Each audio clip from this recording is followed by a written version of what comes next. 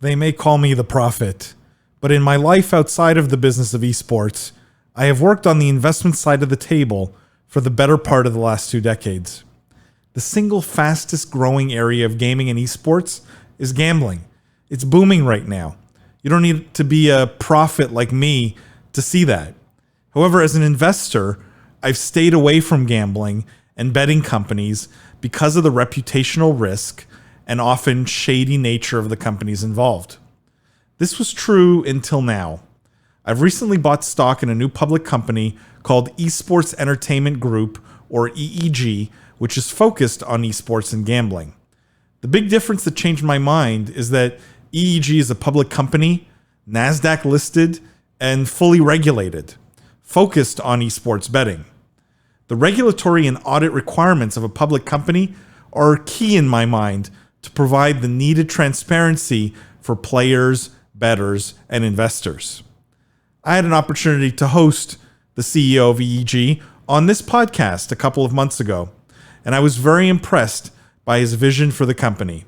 We've stayed in touch, and I'm delighted to announce that they've accepted to become a sponsor of the podcast. If you're a family office, institutional investor, or investor of any kind, really, Esports Entertainment Group, ticker symbol GAMBLE, GMBL, might be one of the best ways to get exposure to the esports betting space and gaming in general. Make sure to check them out at esportsentertainmentgroup.com. Having said that, I need to make sure to state that this is only my opinion. I'm not an investment advisor or selling stock in the company. Please make sure you do your own research and seek advice from a licensed professional if you're looking to invest in the field. From the keyboard to the boardroom, this is the Business of Esports podcast. I am Paul Dewalibi. I'm joined today by my friend and co-host, William Collis. For those of you who are new to the podcast, welcome to the official podcast of esports. What we do here is we cover the most pressing gaming and esports topics and news of the week, but we look at all of it through a business and C-suite lens. We dissect, we analyze the business implications of everything happening in this industry. For our regular listeners, thank you guys for tuning in every week. Thank you for all the 5-star ratings and reviews. Thank you for all the love you send. Thank you for telling other people about the podcast. It really helps. Thank you for buying William's book, The Book of Esports. Still available on Amazon.com. Still literally the greatest book in esports. You missed that word in the title. If it was my book, William, or if at least I was a co-author on this book, it would have been the greatest book of esports. I would have just taken the title right off the bat. Give no one else a chance to secure that. Yeah, Paul, there's plenty of opportunity for us to sequel this. As I've said, that's our go-to. That's our go-to. There's always the superlatives always work. Like, I just think there was a little too much humility here. Oh, that's the definition of me. People say I'm a humble guy, but How was your week? Well, what were you up to this week? It was a great week. I had a really good week. I mean, I think you and I are both very busy right now. So it's a little tough, but I always love this podcast and I always love getting to talk about video games. And I am playing like some video games now because I think we had this conversation, but when I get really busy at work, like video games are actually a really important part of helping me distress at the end of the day and like then being able to go to bed or something. So paradoxically, the busier I get, I actually start to game a little bit more, I think, sometimes. So I've been playing a lot of Heroes of the Storm. Love Heroes of the Storm. Fair bit of Valorant, guys. Playing some Valorant. Yeah. A little applause for that. William playing a shooter. Clicking some heads, buying my I go full buy. That's my thing. I get it. I still get a rush of going full buy, guys, full buy this. And people are like, it's the first round. And I'm like, full buy. So your equivalent of Rush B. That's right. Yeah. Rush B. Oh, that's another good one. I do use that. And then sometimes, Paul, when I really want to get sophisticated, I say Gary for this is gonna go, right? All mid. No. Yeah. See, you want to know the three really phrases you need to know to look like a pro in CS or Valorant, because it's the same type of game. Yeah, are full buy, full buy. I'm on Rush that. B, Yep, Rush B. or Smoke Mid. Smoke Mid. Smoke Mid. Smoke Mid, Rush B. Those are, you stick to those? That's the everyone thinks you're straight out of EU, you know. That's a legit that's like a whole strategy there. Like, guys got this round. Listen, full buy, Smoke Mid, Rush B. Good game. Okay. That's it. That's on me. That's the other thing. On me is a really, I don't know what that means, but I like to say it when and then I just run straight into the sniper fire. I'm like, on me. Like, first to die. Yeah. On me. I got this. And I always pick Jet. Sorry, we should actually do this, but I always pick Jet. So like, I'm even further out of position and more vulnerable. Like, but it doesn't matter because you sound like a pro. And for our listeners, now I've given you everything you really need to know to be good at tactical shooters. I mean, fundamentally. And then when I die, I can just be like, Smurf. They must play on Smurfs, guys. I'm playing on Smurfs. This must be. No, you yell at whoever smoked B or smoked mid that it wasn't good enough.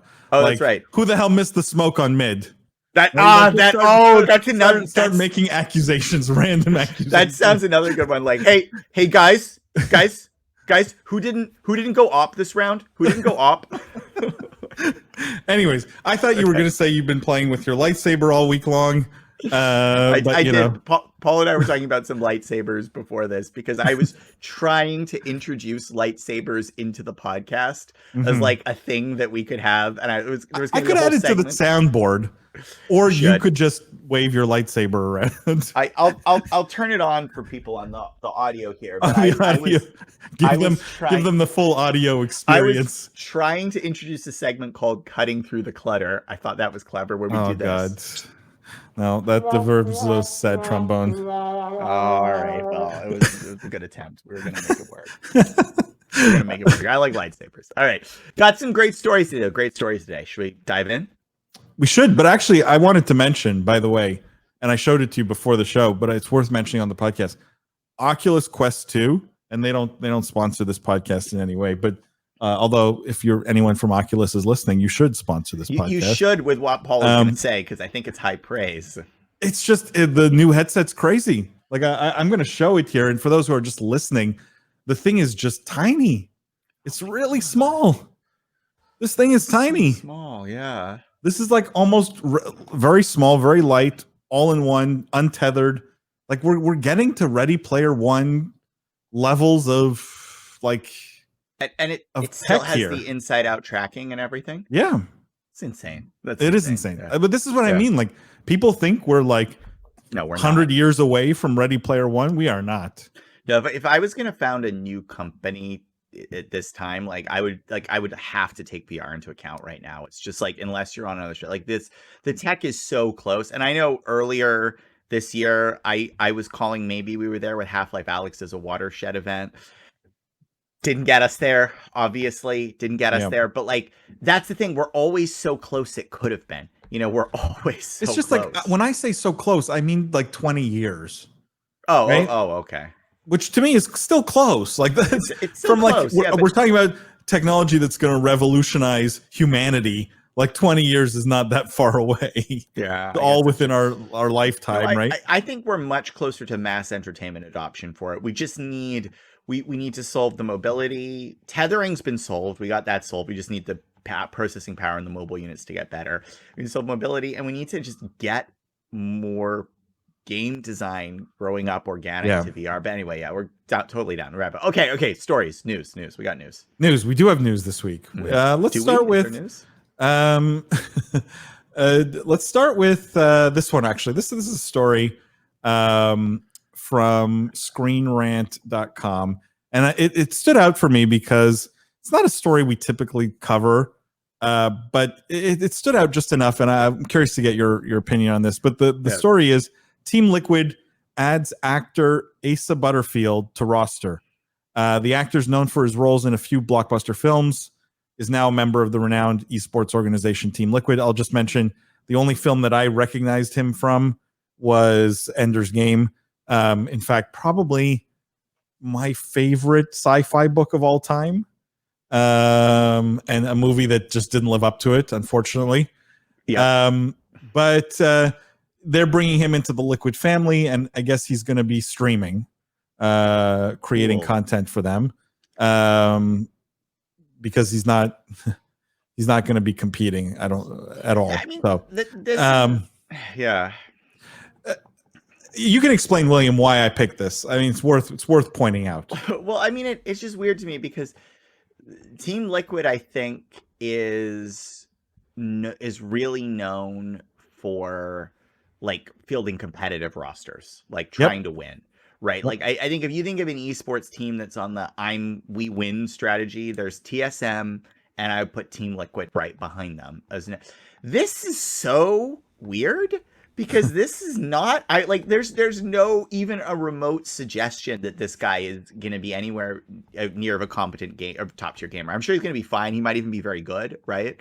But like I don't think anybody's thinking this is like Shroud level, pixel clicking, right? Well, the article even says he's never posted any like highlight reels or impressive gameplay, and they confirm what you just said, which is not every member of Team Liquid's a top tier esports athlete, but the main focus of their careers have been gaming. Yeah, exactly. Right? Exactly. And this is weird to me because what this really says is this is just straight up influencer pickup, right? Yep. Like you're only doing this for one reason. You've seen this guy be an influencer. But then what's doubly weird is, and maybe I should be careful about how I, say this, but like, this is not like, Shaquille O'Neal, right? Like, and I'm sorry. Or LeBron's son or. Yeah. And I'm sorry to Asa, the guy has been, and to be fair, he's been in like, he's had a much better film career than I have. I mean, he's helmed major movies. So like, I'm not trying to be critical, but like, it's not the sort of influencer pickup I would associate with a Team Liquid, right? And maybe this is interesting. Maybe this says it's a new expansion strategy for them to look at sort of mid-tier celebrities who want to, sorry, I feel mean judging people, but like, but who want to supplement income, right? Like, that's kind of interesting. I think of Team Liquid is very well managed and very very savvy. So maybe they're trying something here about new lease on life for people. I don't know, but it's suspicious. It's also suspicious because it got like attention.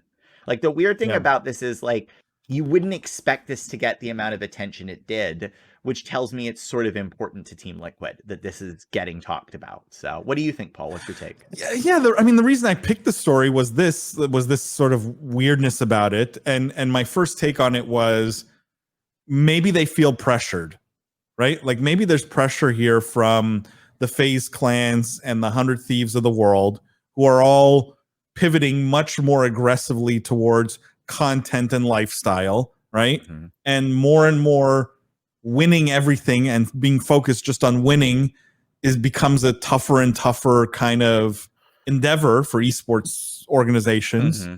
And maybe they feel pressured, and so we have to go get someone. Right?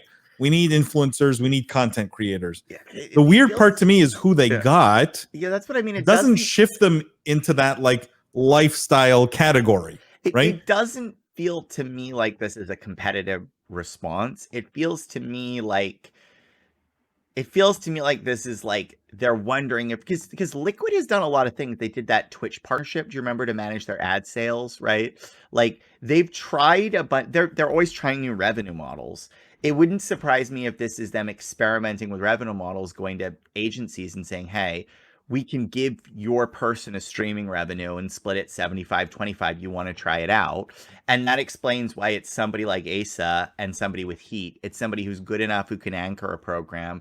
But, let's be honest, he's not starring in Mission Impossible 35. But William, right? This may be the genius of it. And this is what I was getting to, right? Whereas you see FaZe going and signing guys, or 100 Thieves going and signing guys who are 80% lifestyle, 20% gaming, right? Mm-hmm. And Team Liquid maybe said, okay, we don't want to be just the org focused just on winning anymore.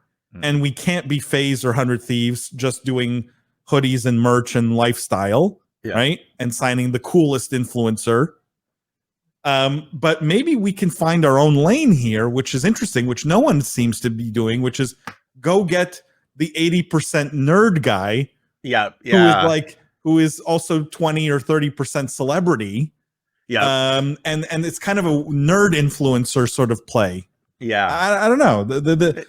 that's one sort of thought. It could be interesting that there's a counter school of thought to this, which generally holds true with celebrity management, which I've heard, which is celebrities that struggle to monetize, right? Like it's sort of like it doesn't matter where you put them. Like, they're either a draw or they're not. And if they're a draw, they're doing just fine and they don't really need these things. And now that might not be true for something like esports, where it can be more platform driven and everything. And again, I feel bad knocking Ace, and I don't want it to come across that way. Like, he's had a very successful career by anybody's standards. This is not like, he's a big star. Yeah, he's a big star. It's not John Smith, but he's not like Tom Cruise, right? I mean, let's be honest. So, yeah.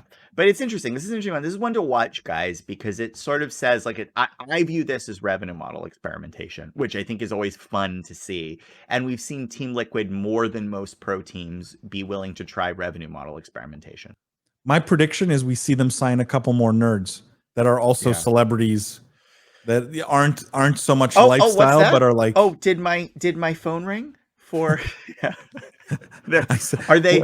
William, I said 80% nerd, not 112% nerd. 112% nerd. They'll call you, Paul. You're good at shooter.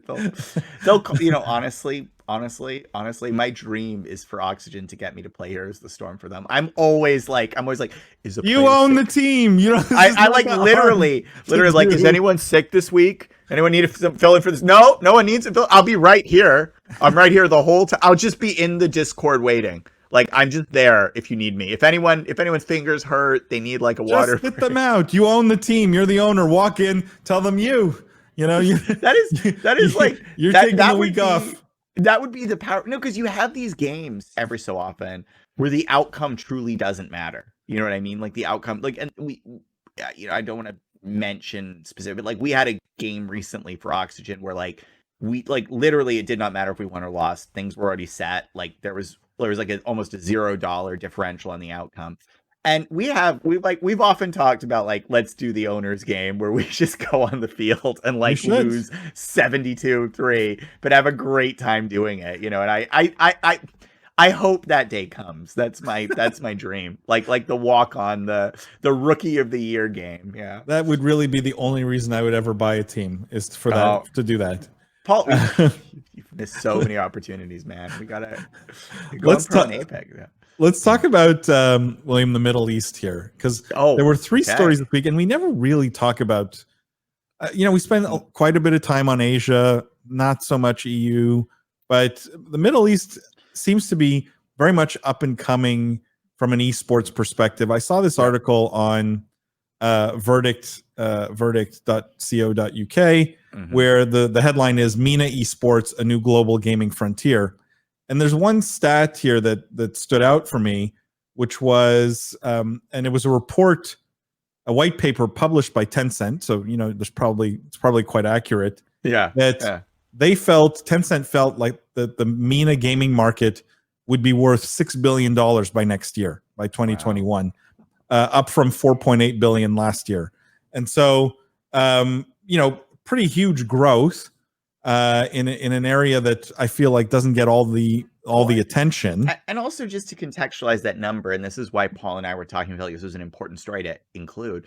The global gaming market is typically valued at like 80 billion, right? Like around that, right? So you're sort of saying MENA is going to be about 10% of the globe. That is a huge piece for a region we don't really talk about, right? Like, and as much as I don't, this isn't like it's the New Zealand gaming, and I love New Zealand. My mom's from there, so, but it's not like this is like actually a very significant, first of all, it's a very significant revenue slice at all, but more importantly, it's very significant in context of the industry as a whole. And if it's really growing at that fast of a growth rate, it's probably one of the fastest growing regions, ex-China, because that still goes crazy no matter what happens, like, in gaming. So it's a really interesting opportunity set. It's also a very wealthy population for the most part. And so I wanted to put this sort of article in the context of two others that I saw, and why I felt it made sense to talk about sort of the region on this week's podcast. And this was an article from EsquireMe.com, which is the Middle Eastern Esquire Middle East. And the headline there was Saudi Arabia announces pro esports league. They're going to have $500,000 US of prizes. It's going to be initially Dota 2, but they're going to have other games to be announced. FIFA will probably be one of them, and some others. So, the region, essentially, like the Saudi Federation for Electronic and Intellectual Sports, like literally investing dollars to create tournaments and competition in the region. So that I thought was interesting, right? Where you have government actively involved. Well, the more interesting thing is this a bulwark against the publishers too? Because one of the things I've wondered about is, can geographic regions push back on publisher rights, right? And Saudi Arabia is a country where, like, if they just wanted to be like, okay, guys, you want to do Overwatch League here, it's either we do it or it doesn't happen. Like, it's a country that can sort of make things happen by that very top-down structure. So it's actually pretty interesting. Again, like, there's a lot of teasers here for us to pay attention to over the next year or so. But and by the way, like, $500,000 US is, I mean, it's not a lot of money by this. Like, this is clearly a very teaser play by them to experiment, right? But at the same time, the branding is there, the investment is, like, the will is there. It definitely seems like something where this could be a localized, more state-run esports experience, which would be very interesting to see what those models would look like. I mean, William, you're poo-pooing the $500,000. To be honest, for this size of a region, for a first kind of esports tournament, Yeah. I mean, that was the entire prize pool for Apex's esports scene, like, in the first season, pretty much, like, putting things in perspective. I guess that's true. I meant, like, this is a government that could make a $10 million prize. Yeah, and wouldn't be out of reach. Yeah, exactly. But yeah, I think there's my guess is they will get there, right?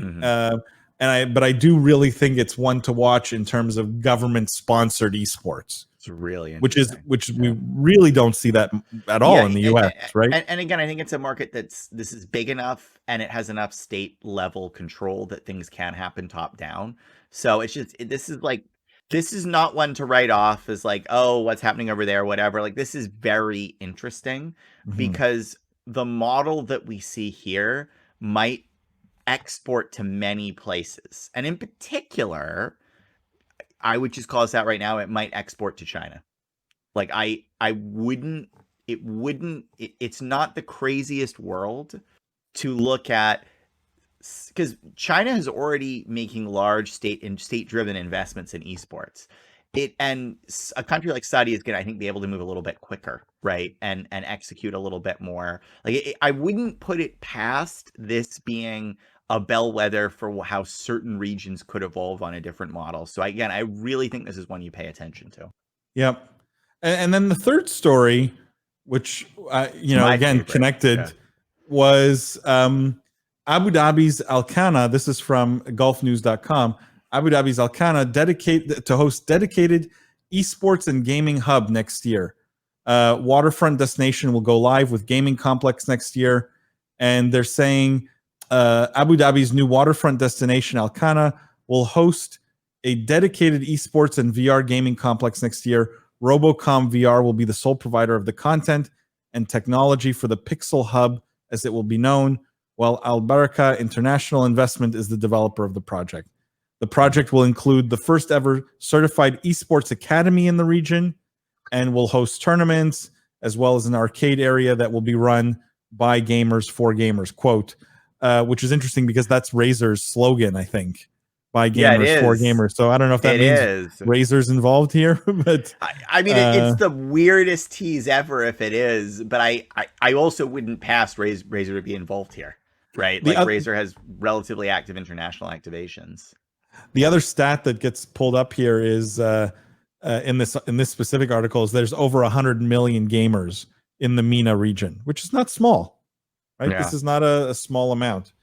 I don't know. What do you think of this massive complex in Abu Dhabi? I actually really like the idea of state-driven complexes for these things. I think they're very effective at catalyzing growth.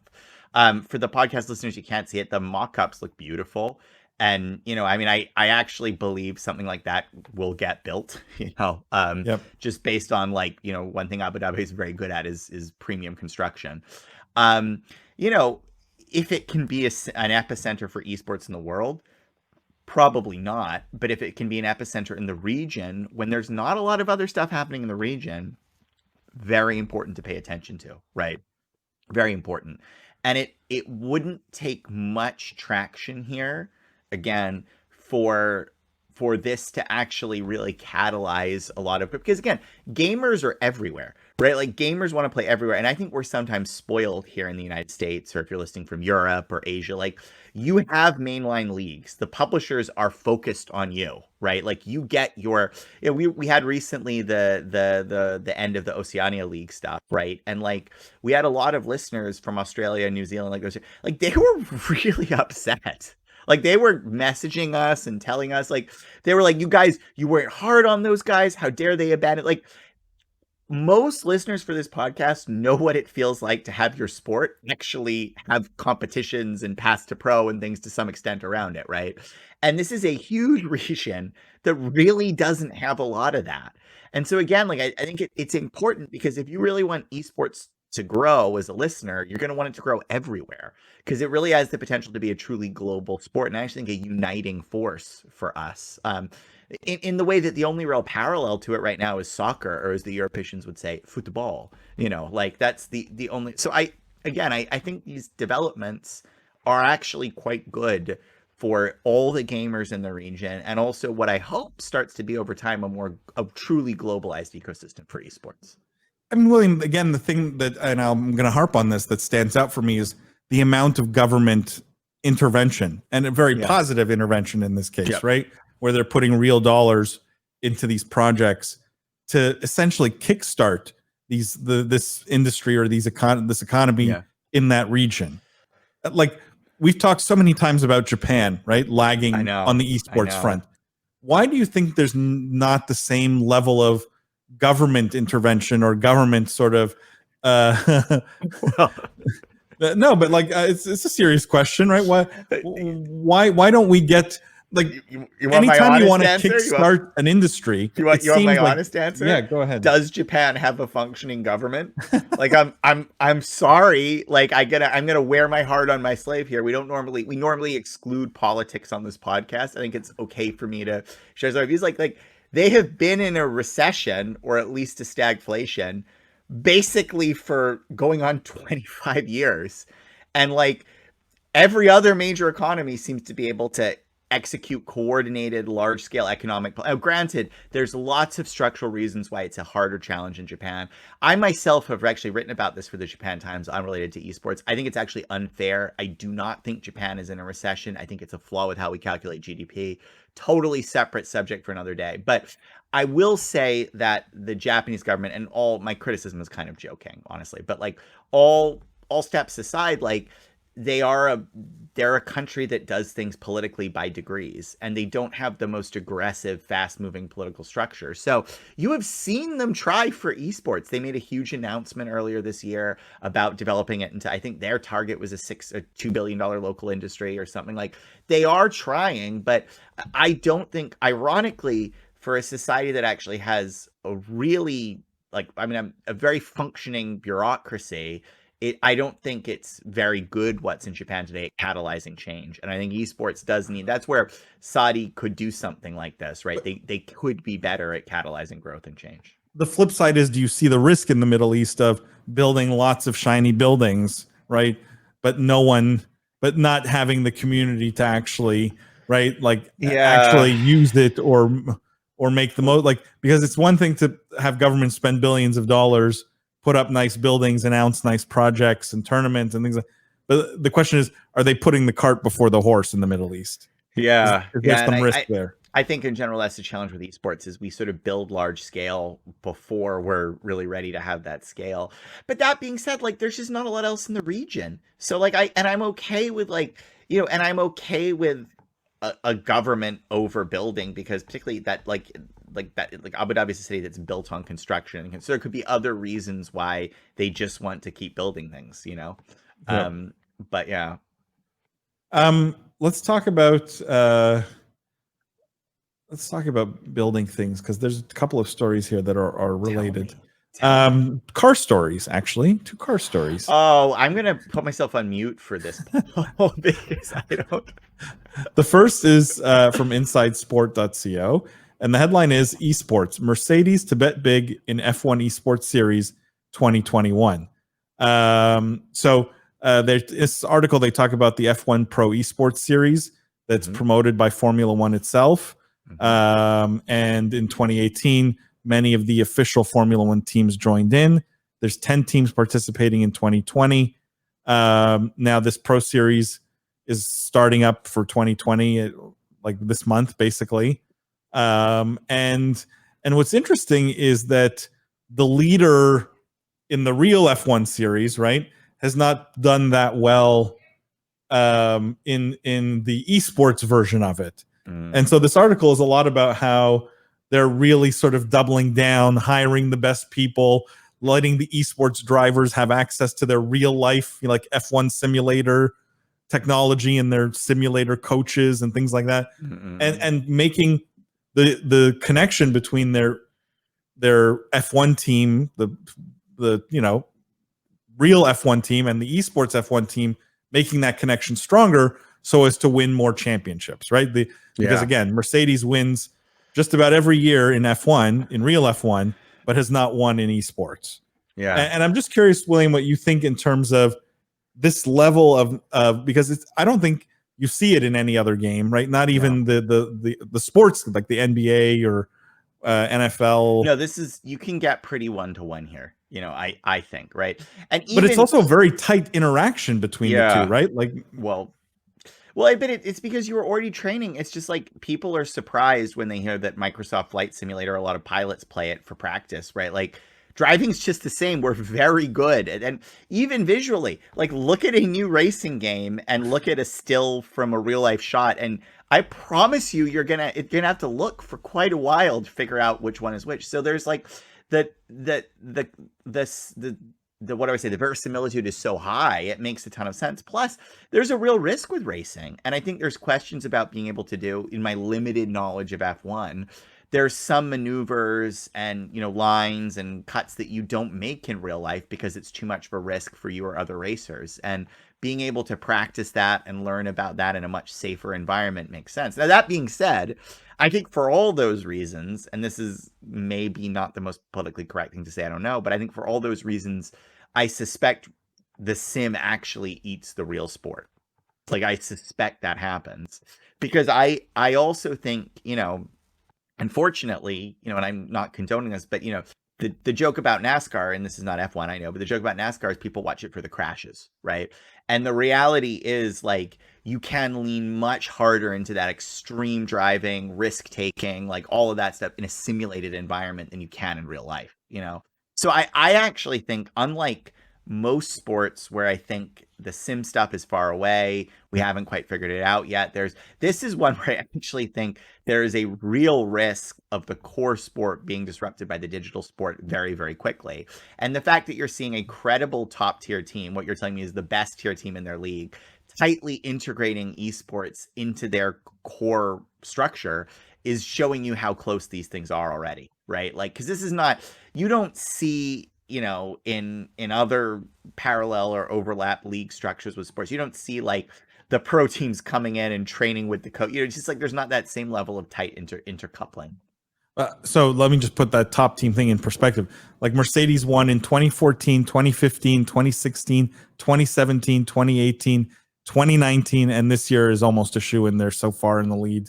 That they will also win in 2020. How so, are like, they that good? That's crazy. They outspend everyone else. So, like, $1.5 billion every year to build the fastest car. $1 billion? Oh yeah, oh yeah. That's the budget at Mercedes. That cannot be an efficient return. Are you kidding me? No. So it's funny when you say that. That part of your theory here is there, and I'm going to put words in your mouth, but part of your theory here is that F1 is inviting their own killer into their bedroom. Yeah. Right? Yes, like, I do. Yeah, I think that. Yeah. But what's interesting is one of the things that happened this year in F1, in real F1, is Honda, who makes engines for some of the teams, right? And is one of the big sponsors, announced this year that they're pulling out. Yeah. That they're not going to participate next year in F1. And what's interesting about that is the reason they gave was they want to focus more on more eco-friendly technology. So even though F1 cars are incredibly efficient, right? They're turbocharged, they have battery, they're hybrid engines. Essentially, the thinking is, Honda wants to put more effort into building pure electric engines, for example, right? So you could see them maybe sponsoring the Formula E teams, which are like Formula One cars, but electric, all electric. The stretch of that, sorry, I'm getting to my point here, is that if you want the most eco-friendly thing to be sponsoring, it's a pure esports F1 team, right? Because then there's no engine at all. You're actually right. And the most eco-friendly car ride to a business meeting is the digital. No, but you're sort of right. Like I actually think, like, quite seriously, like the risk of disruption here is like very real. And I think much more. And also just in terms of, if you go back to the principles in my book, oh my God, time to flip my background. Here it is. No, but I'm going to be quite serious about this. Concept from Book of Esports. People aren't watching on the podcast. I turned my background to there's a fireworks background ad that says concept from Book of Esports deployed and useful in real life, right? Like, you can't. A critical thing for esports and any sport is accessibility. Most of us can't go out and drive, billion-dollar cars, right? Like, we can't play the sport. Doesn't matter how good the sport is, we can't play it, right? The simulators you can really play, and they're really good at home. They're even better if you go to like an esports center or something and you're playing on the really premium. Like, they're really good. Like, so the point I'm making is, like, this is a huge threat. There is a version of racing which is arguably cooler, better, and safer, where safety is a massive risk, that everyone can play at a much lower cost, that is so similar you're willing to train your guys on it. Like, there's a big risk here, guys. Like, wake up. I don't know. Anyway, just my soapbox. So I love it. Who else needs a wake-up call, William? Let's move on. Who else needs a wake-up call? It's our good friends over at GameStop. I love but this is good news. It's good news somehow. I don't know how they manage this. I've actually, hold on. I'm gonna reserve my comments because I actually don't think it's good news. But the headline sounds good. This is from FoxBusiness.com. The headline is GameStop shares surge on multi-year partnership with Microsoft to create, quote, ultimate gaming destination. Shares of GameStop are up more than 30% Thursday afternoon after the stock's trading was halted prior to the announcement. So what it goes on to say is that Microsoft will leverage GameStop's retail stores to offer an expanded variety of product offerings, including Xbox All Access, which will provide an Xbox and 24 months of Xbox Game Pass with no upfront cost.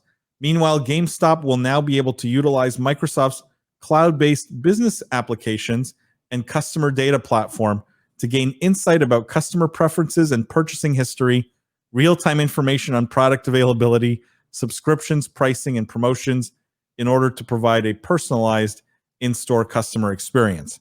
In addition, GameStop's retail associates will now be equipped with Microsoft Surface devices to allow the company's employees, we both can't laugh at this, to meet the needs of customers faster and more efficiently. GameStop's more than 30,000 store associates will also gain access to enhanced productivity and collaboration tools through Microsoft 365 and Microsoft Teams. Okay, I will just point out, William, before I turn to you here, that when this announcement happened, so this announcement happened on the 7th, okay? The shares of GameStop were trading at $9.36. Yep. Okay. Today, as of the date of the podcast, the 15th here, trading about 14 between. They're trading about 14, little under 14, right? So we're talking. They've maintained almost that 30% sort of surge. Yeah, that's right. Yeah. Explain to me how the company is now 30% more valuable. Well, Paul, I'm offended by that question because I have long said there is one thing holding back GameStop, and it was that the sales associates did not have Surfaces. That's right. We're stuck on stupid MacBooks. I was very direct that was what was. I was like, if only they had a popular tablet device like the Surface, like this would completely fix everything. No, I mean, the truth is, I can tell you why the stock is up quite a bit, because they, like, first of all, like, there's some partnership with Microsoft, and I suspect people are reading into this that this is square one, more to come, because I suspect, and I'm going to call this right now, is who has point of sales and cares about it? Microsoft. You were saying Apple should buy these to become Apple stores. Yeah. Microsoft might be the first, bun in the oven, so to speak, for Microsoft to figure out, can we use these things like it's a smaller format, it's not quite what we're used to. Can we drive Microsoft Turn them into products Xbox stores? Exactly. And that has to be the reason. Either that, or people only read the headline and they're like, Ultimate Gaming Center, Microsoft, something's happening there, buy. But like, my suspicion is, like, I hope, I'm gonna say it this way. If this was the solution to the problem, was surfaces and customer sales preferences, like that was not it, guys. That's not what's wrong with the business model. I suspect this is, and I hope, and it's interesting if it is Microsoft getting more serious about retail and looking at this as a potential shell that they can quickly skin into Microsoft stores, particularly because there's so much overlap. They already have the Xbox, the console side, right? And so I would just say stay tuned, but I wouldn't be surprised that where this goes is Microsoft acquires GameStop to close X stores and convert remaining ones into new Microsoft Game Pass destinations, right? William, I love when you get religion. I love when things I say start to resonate. Mm-hmm. Because I called this a long time ago, and I'll repeat it for people who are maybe new listeners to the podcast. I said the only thing that saves GameStop, the only thing, and I said this at the time, is Apple buys GameStop. And this is when Apple was announcing that they were spending $500 million in marketing to push Apple Arcade.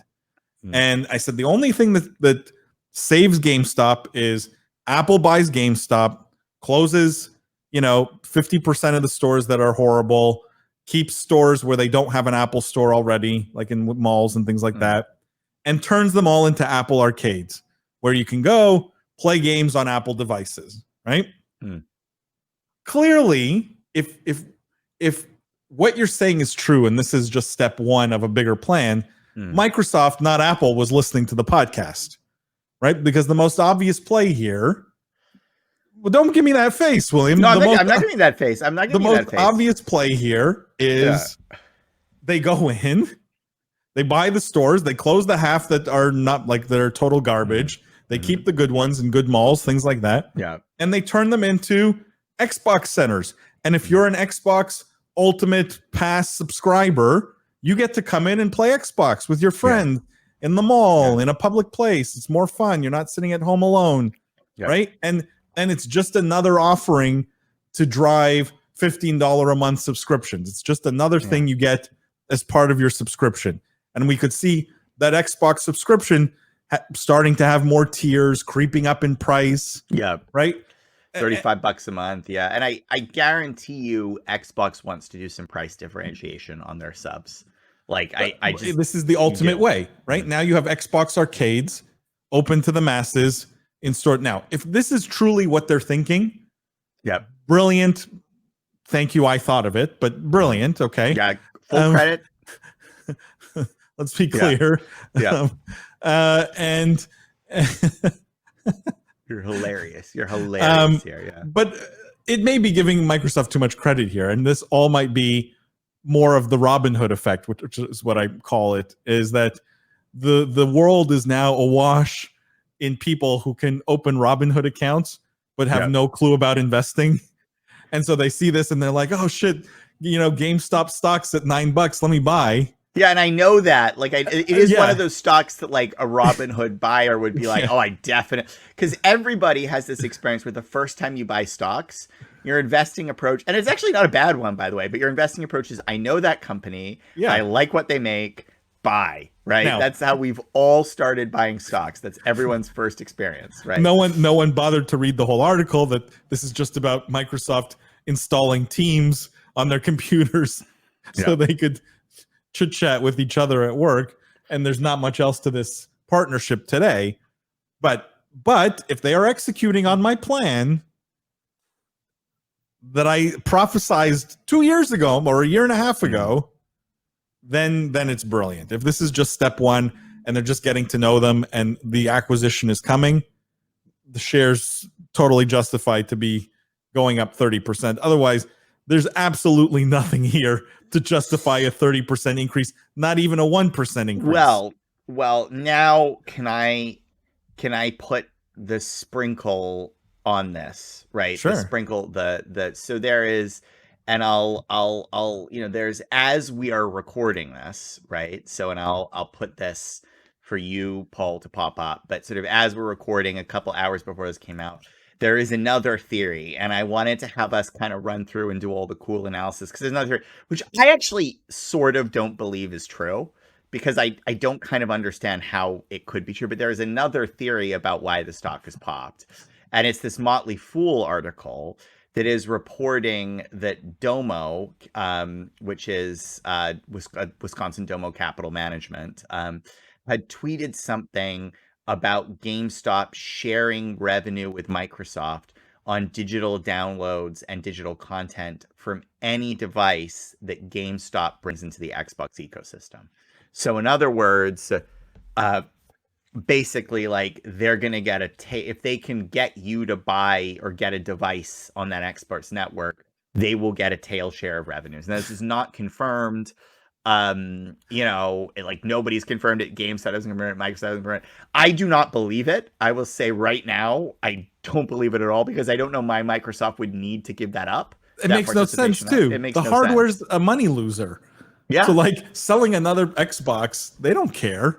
Why would they give away the high margin stuff for selling low margin stuff? It doesn't make sense. It's not confirmed, and I give Microsoft more credit than that. But it is possible, and what might be interesting, if there's some underlying truth to this, if GameStop has found some way of participating in the digital revenue streams, found some way with Microsoft. I don't know what that is. I don't know what it would be. I doubt it, because, like, the whole lesson is nobody wants to share their digital revenue streams. That's what Epic learned from Apple very painfully recently.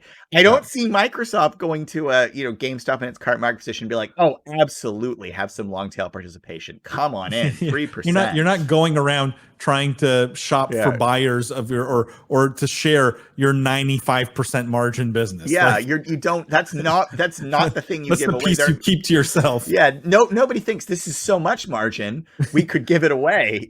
So it doesn't. And I kind of want to bring it up at the end, because I don't know how much credence to put in it, but it is interesting, and it's another layer on the story that we can watch, for developments, right? I mean, does it say? I'm looking here. I don't even want to put this up, because that rumor makes zero sense. It does, but like actually also, zero sense. The question is, did Domo hold GameStop stock before they tweeted out that rumor? There's so many questions about how, because if they did, then it makes sense, right? Yeah. You're holding the stock. Mm-hmm. You tweet out, hey, I hear Microsoft and GameStop are going to be sharing digital revenue. All of a sudden, you get this big pop. But you know what bothers me about that? If that's even the case, it's not even Domo's sort of misdeeds there. It's that people believe it, like, at face value, and just buy the stock, like. But it goes to the underlying truth, which I was saying, which is there has to be something more in this relationship, right? Like, I hope, right? But we'll see. But how many times have we said that when Reggie Fils-Ames or whatever joined the board, and we're like, oh, good, more coming? I mean, at some point there will be more, or there will be an end. Which will be which, we will see. Yeah, it feels more like an end than a beginning. Again, I wouldn't put it past Microsoft to start where they started, to get to know a business they potentially want to acquire. It gives them time to get into bed, to get to know them, to look at the books, to like maybe the process might already be underway. We don't know. Yeah. Yeah, and you do start with these things like particularly a big strategic move like this that would move them very heavily into retail. You don't just only Amazon just goes and buys a grocery store, Only like there's only a few businesses that act like that, and Microsoft is not one of them. William, before we wrap up here, and we've got one more story, I just want to mention for our listeners, for our viewers, a great new sponsor of the podcast, Esports Entertainment Group.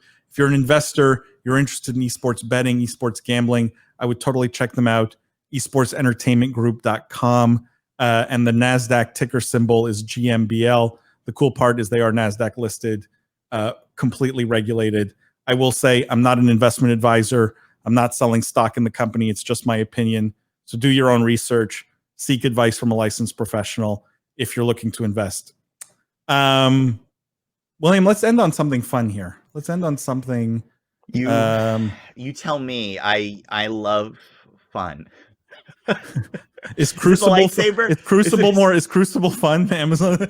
No, actually, kind of sad. No, Crucible is sad, but it's actually a good one to end on because let's end on that because I feel bad. It deserves at least some attention. Yeah, right? Like at least we say we gave it attention. Oh, poor this.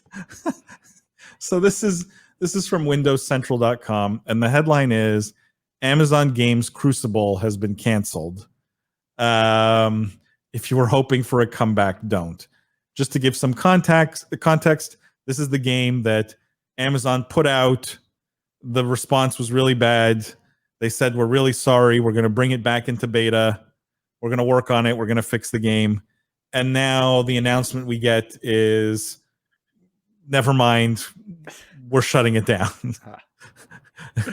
I will point out, I said this, we covered this briefly on, well, actually, I will point out, there's something I want to say here, which is like, this is the only game I'm aware of to develop in reverse. It went from launch to open beta to canceled. Like normally that's not the life cycle of a game. It's the first game ever to regress through time, which like, I don't know. I thought it was pretty. I don't want to say. Is this just mature? Does this show maturity in their development team, William, or should, like, if you're a fan of Amazon succeeding in the game development realm, right? Do you see this as a massive setback, or do you see this as, wait a second, these guys know what they're doing. There's a maturity around what they're doing. They admit they can't make the game good, so they'd rather not even put it out. Like, and maybe that's just a positive sign. Maybe this is like a green light, not a red light. But it's so weird to me that you think the game is good enough to launch, and then the game is so bad we should, like, even after all this year in time, we shouldn't even try, give it up. But yeah, I hope it's a sense of maturity, right? Like, I hope what it is there's been some adjustments. There's been some level setting expectations. People are understanding that this isn't just a market that you can come into and instantly get traction, right? Like, and I think I hope it's causing them to reevaluate their product pipeline, their execution strategy.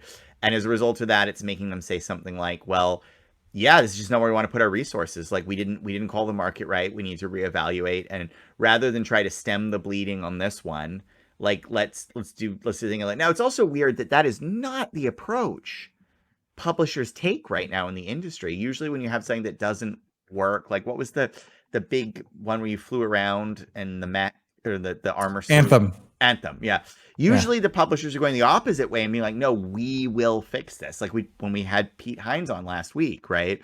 It was, we talked about Fallout 76. It's like, no, we're gonna make it work. Usually the publishers today, because the development costs are so large, there's some attempt to recoup at the end. So what do you think happened here then, William, fundamentally? Because you're right. That seems to be the path today of we'll fix it because we've sunk so much cost and time already, right? So what could have happened here to say, in the middle of pulling it, like they pulled it back into closed beta, so they were clearly working on the game or doing something with it, right? Mm-hmm. What do you think happened internally at Amazon Studios for them to then just say, no, we give up? Like, what could have happened? I mean, there's so much, like, other projects that needed resources and that would have better resourcing use. Or it could just be, honestly, the more likely thing is they could just be maybe not doing games now. Well, hold Like the on. more, The yeah, article does say yeah. that the team notes that its efforts will now shift to aiding New World, an Mhm. MMORPG also being developed by Amazon Game Studios. Well, there you go. So potentially this is them saying, okay, like this one is much higher potential. And the MMO market, I would argue, is a lot softer, right, than the battle royale market today. Because as great as WoW is, it's also 15 years old at this point, and at some point, someone is going to do a new one. And by putting those resources in and aiming for a bigger win, because the other thing for Amazon is, if you think about it, like what level of success would Crucible have gotten to with a relaunch? If you really run the numbers on it, could it be a $10 million a year game, a $50 million, $100 million a year game? Doesn't matter. Not big enough on the Amazon P&L. That's the definition of what you would say cut. Amazon is only going to do games that can be category captains, right? And maybe they've said Battle Royale, we can't. Ironically, now with Fortnite, maybe softening a little, now might be a better chance to do it. But MMO, for this to matter to Amazon, it has to be $1 billion play for them, right? Yep. And maybe they're just saying repair here doesn't get you that; it's not worth the resources. This other one might be $1 billion play. Put it there, and I suspect it's simply that. And it just took a while for that reasoning and growth to come through. After the week launch, somebody said, "Okay, we'll run the models on a repair. What does it look like? Well, how many users? We got 5,000 users. How many users do you realistically think we can get? Can we get 100,000? Can we get 1 million? Geez, even at 1 million, the numbers don't look good. We can't do this. Let's put it somewhere else and see if we can get that to work." That's what I suspect happened. Could it be that there's just so much more conviction around New World right now? Like maybe this is a sign that New World's going to be an incredible game, I totally I game would changing. I would hope so, but my gut is it's less conviction around New World and lack of conviction in this title, right? Yeah. Because I don't suspect Amazon is under resourcing their projects, right? Like I don't suspect Amazon opens a game studio and is like, oh, make do with what you have. Like Yeah. I think if they're doing this, they did it from the beginning thinking they had resourced appropriately. Now, I hope it is that New World is looking totally dope and you have to play it and let's go. I really hope that's it, because I would love for a great new MMO, and I would love for Amazon to be a credible studio publisher. I would love that. But I suspect this is more like, hey, and maybe it's more, okay, we're going to have a shortfall in our revenue pipe from this. If we move these guys over to New World, does New World launch 4 months faster? And is that the best way to make up the lost revenue? I suspect it's more that type of rationale. William, just finally, like maybe there's a business lesson here, and I'm curious what you think is, um, does this destroy, like Crucible's failure has been relatively public. There's articles like this, right? Everyone in the industry sort of hears about it. Does it destroy all credibility and faith of the game studio itself, or you think comeback's still possible here? Like how much does failure affect?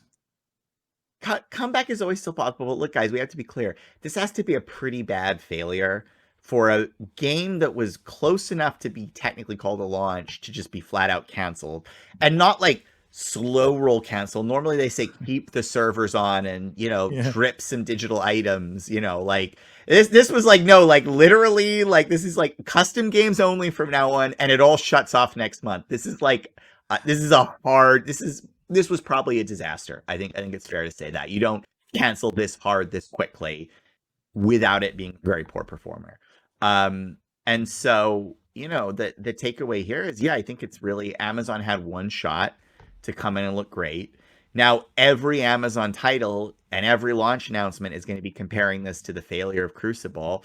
It's not the greatest, but the good news about games is it's a fair weather industry. You're only as hot as your latest release, and that cuts both ways. If New World is great, no one's going to care about Crucible. It'll be a running joke. Is that the case, though? Is there no studio in history that put out such a bad game that essentially, even if their next game was decent, they could never recover from the popular opinion of them? I mean, very honestly, like, not that I can think of. I mean, I'm Yeah. sure there must be some counterexamples, but no, because generally, guys, if the game is good, people want to play it.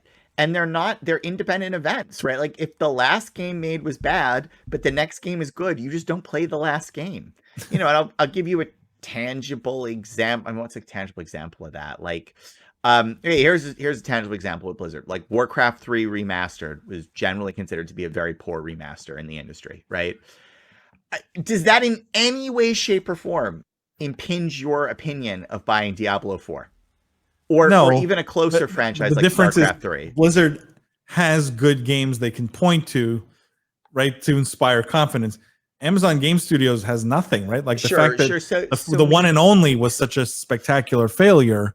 so maybe smaller publishers might be buried under this, but like you're telling me Amazon doesn't have the resources to market. If this is a hit, it will get dollars, you Yeah. know. So I Yep. I, I think they're going to be just fine. I think they did the smart move, which is if it really wasn't going to work to a level that contributed to their P&L, which is I bet a pretty incredible P&L. Um, don't do it. Don't do it and put it elsewhere and we'll see. But it gives me some concern because I think the bigger thing is there tends to be a correlation that publishers that launch 1 week game tend to launch other, like you can see Metacritic scores, right? Like publishers that launch 80 review games tend to launch more 80 review games. Publishers that launch 90 reviews tend to launch. My bigger concern is like, is whatever was a DNA challenge in Crucible, has that carried over to New World, right?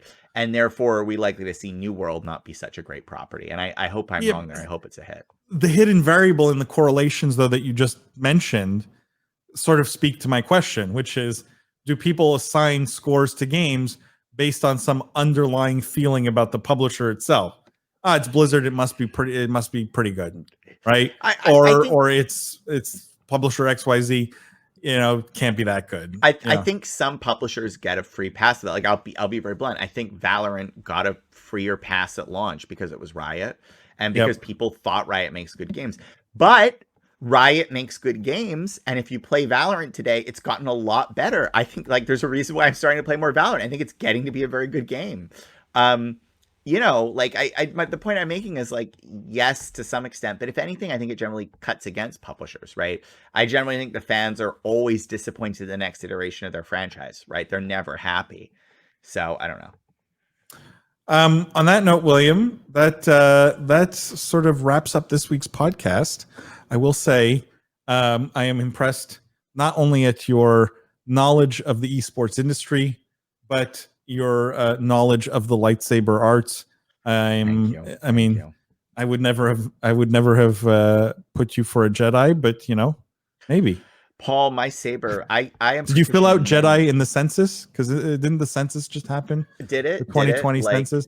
Did you did not it? self-report as a Jedi? I did self-report, but I wasn't aware that I maybe that wasn't an option, or maybe It's a I didn't. But legitimate religion option, I believe. I should have. But yes, I have many. I have many saber forms. You might say that I am a post-Rusin saber master, and I have a strong aptitude for the Jarkai. If anybody knows. any saber aficionados? Any lightsaber aficionados out there? Like I worked on the Star Wars brand for a while, man. I can go pretty deep. I can talk about Shen style reverse grips all day, So we'll leave it there. That was my moment. On that note, guys, make sure to leave those 5-star ratings and reviews on the podcast, in spite of William's ultimate nerdiness, and go buy his book, The Book of Esports, because it truly is the greatest book in all of esports. So like, even though he missed out on the word, it's in there. Just pretend it's in there and go buy the book. William, thank you so much as always. And for everyone listening, make sure to tune in every week to our live stream, Wednesday nights, 8:30 p.m. Check out the podcast every week. Tell your friends, and we will see you guys next week.